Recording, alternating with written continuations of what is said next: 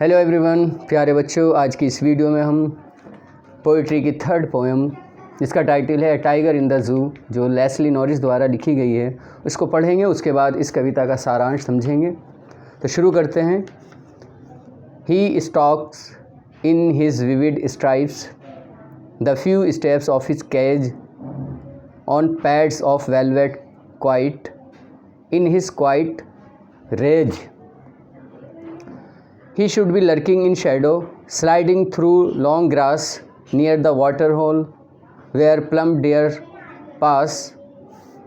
He should be snoring around houses at the jungle's edge, baring his white fangs, his claws terrorizing the village. But he is locked in concrete cell, his strength behind bars, stalking the length of his cage, ignoring visitors. He hears the last voice at night, the patrolling cars, and stares with his brilliant eyes at the brilliant stars. प्यारे बच्चों, ये आपकी third poem थी जिसका title है a tiger in the zoo. अब इस कविता का सारांश हम सरल भाषा में समझ लेते हैं, जिससे कि हमें ये कविता अच्छे से समझ आ जाए. तो शुरू करते हैं कविता का सारांश.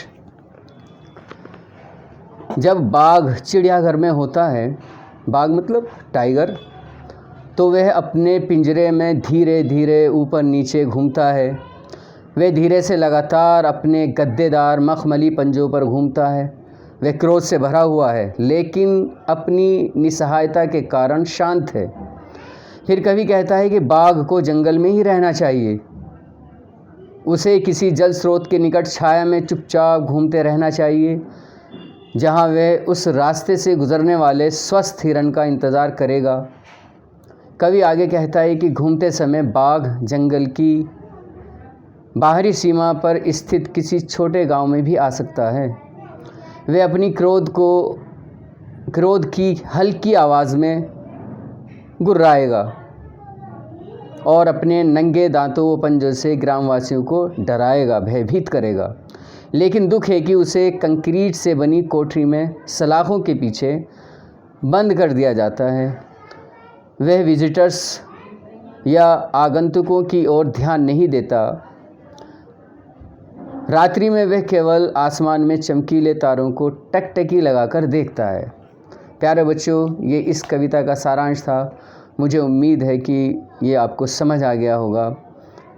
आप मुझे कमेंट सेक्शन में लिखेंगे कि ये कविता किसने लिखी है. आज की वीडियो में इतना ही. Thank you.